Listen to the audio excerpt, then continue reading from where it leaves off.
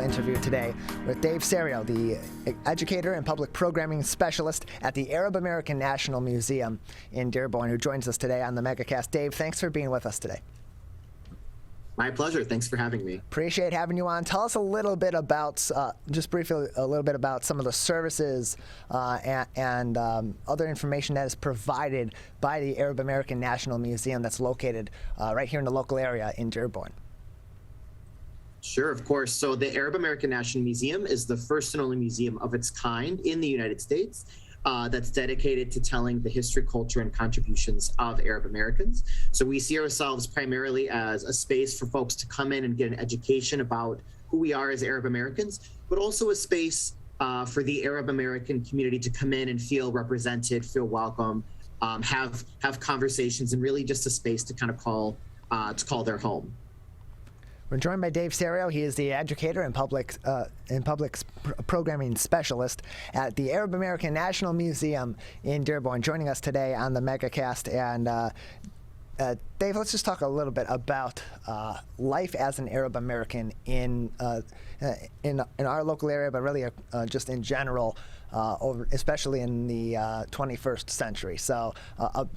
We are just about a month past the 20th anniversary of the September 11th attacks in New York and in Washington and in Pennsylvania, and that was a huge flashpoint in relations between other cultures, cultural subsets in the United States and the Arab American community, and it was a huge flashpoint, unfortunately, and quite severely for hate toward the Arab American community. And often it's asked, how 9/11 changed your community or your life or someone's individual life, or how it changed America. But often it's not asked enough. How did the attacks on September 11th, 2001 change life as an Arab American in the United States? Sure. Life as Arab Americans kind of post September 11th, it did change pretty drastically. There's always been this sentiment of like anti-Arab, anti-Muslim rhetoric that's existed before September 11th. But what September 11th really did is kind of put the spotlight, I think, on some of that rhetoric. So this anti-Arab, anti-Muslim sentiment is nothing new. But 9/11 definitely did kind of shift the focus to the community and kind of put a spotlight on it. And honestly, it's become used as a political tool, as we've seen, unfortunately, over and over. Again, nothing like super new, but it's definitely kind of been heightened after September 11th. That's one thing that the Arab American National Museum does, is we do talk about 9/11 and the effects on the Arab American community, kind of twofold, right? One, suffering along with every other American who had to deal with the events of 9/11, but then also, of course, the backlash, both on a person-to-person level, on a society level, and then also on like a structural level as well. So life has definitely changed a little bit, but it's also allowed. Those events have also allowed empowerment for the Arab American community to kind of take the narrative and kind of shed light on the reality of what's going on, right? A lot of folks have major stereotypes based off of the news, off of the media, off of films that they might watch, which of course 9/11 didn't help those stereotypes. And so, after 9/11, a lot of organizations, including the Arab American National Museum, thought, okay, this is really important that we tell our story accurately and through the eyes and through the lens of the Arab American community. And that's exactly what organizations like our museum did. We're joined by Dave Serio. He is the Educator and Public Programming Specialist at the Arab American National Museum, which is located in Dearborn, Michigan. And what I love about your story, too, is that you've spent over the last 12 years that you've been with the Arab American National Museum, you've spent those years working to dispel some of these myths that are, for some reason or another, embedded into different parts of American culture and these falsehoods about the Arab American community. What sort of work is done to dispel those, not only for those that visit the Arab American National Museum, but out in the greater community as well, especially here in Michigan and in southeastern Michigan and in the Dearborn area, where we do have such a vast Arab American community as well. Yeah, so I think that's one of the brightest spots for the museum, is kind of really where we shine. Also, apologies if you can hear drilling in the background. So the museum is going through some facelifts as we prepare to reopen, hopefully in the coming months. So this drilling is proof. But anyway, so yeah, that's one of the bright spots I think about the Arab American National Museum, is being able to dispel those stereotypes.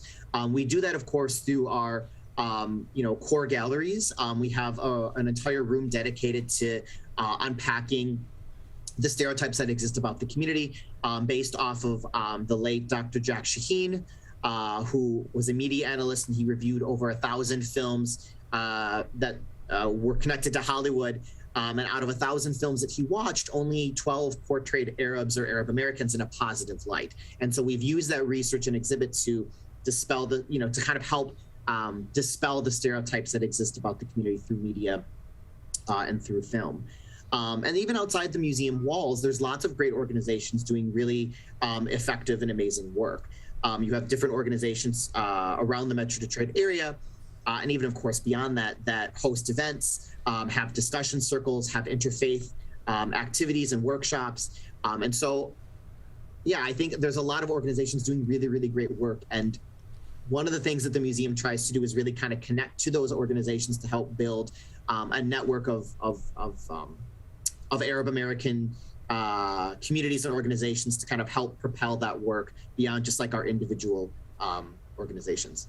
And another thing that the Arab American National Museum is doing, and that you're taking a great part in, is trying to highlight and celebrate the LGBTQ community within the Arab American community that may not get the recognition it deserves for being as vast as it is, but also has had its own subsets of trauma within the Arab American community and within the greater community in recent years as well. Care to tell us a little bit, as we have a few more minutes left today, about those efforts being done at the Arab American National Museum? Sure, absolutely. Yeah, so one of the things that we do at the museum is we really try to highlight any and all Arab folks who identify as Arab American. As you can imagine, that's a really large group that we try to represent. We represent folks from 22 Arab countries across Northern Africa and Southwestern Asia. And of course, within those communities, we try to represent, many groups that come from one of those 22 different countries. And so we do our best to tell the story of all Arab Americans, regardless of race, sexuality, gender, ethnicity, identity, things like that. And so one of the ways we do that, of course, is through our core galleries. But we also do that through some of our amazing public programs, like our the concerts that we put on, the panel discussions that we host, the film festivals that we curate, because we feel it's important for folks to know all about the Arab American community. And when we mean Arab American community, we try to be as inclusive as possible, including giving voice to the LGBTQ plus community. There's a lot of stereotypes around the Arab queer community. We often get a lot of questions in terms of, are you allowed to be queer and visible, as an Arab queer person? And so because folks don't have a lot of that knowledge, our goal, again, is to kind of uplift those stories and help educate people, but again, also have a safe space for the Arab queer community to come and to gather and to see themselves represented in exhibits and or our public programs. We have great programs there at the Arab American National Museum, as well as great efforts being taken to inform the community about Arab American culture and about the Arab American community here in Michigan and throughout the U.S. As well. We appreciate your time, Dave. My pleasure. Thank you all so much.